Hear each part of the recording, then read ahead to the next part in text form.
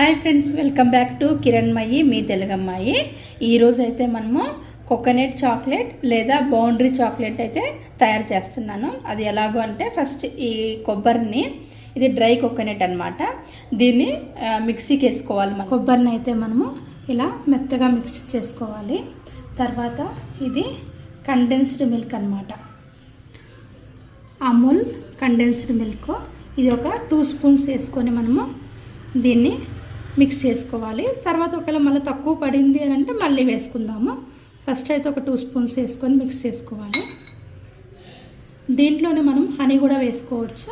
ప్రజెంట్గా నా దగ్గర అవైలబుల్గా లేదు, అందుకే నేను వేయట్లేదు. మీ దగ్గర ఉంటే మాత్రం హనీ కూడా వేసుకోండి. దీన్ని మనము మిక్స్ చేసుకోవాలి. ఇంకా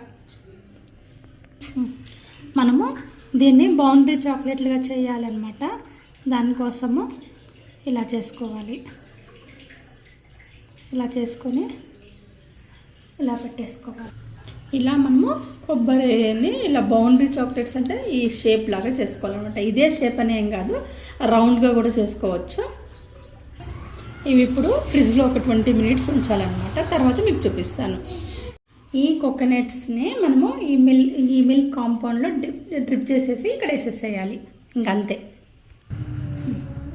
కోకోనట్ని ఇందులో వేసేసి మనము ఈ చాక్లెట్ స్లోగా చాక్లెట్ అంతా దీనికి మిక్స్ అయ్యేటట్టు చేసేసి మనము పేపర్ మీద వేసేసేయడం అంతే.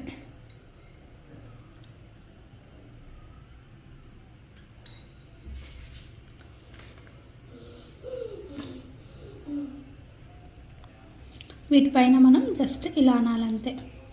ఇలా అని మనం ఫ్రిడ్జ్లో పెట్టేసామంటే ఒక 15 మినిట్స్ తర్వాత మనకు కోకోనట్ చాక్లెట్స్ అనేవి రెడీ అయిపోతాయి. కొబ్బరి చాక్లెట్లు అయితే రెడీ అయిపోయినాయి అన్నమాట. చూద్దాం ఎలా ఉన్నాయి ఏంటి అని. ఈ కొబ్బరిది చాక్లెట్కి మనకి సైడ్స్కి అంతా మనము షేప్ వచ్చేలాగా చూసుకొని కట్ చేసుకోవాలి.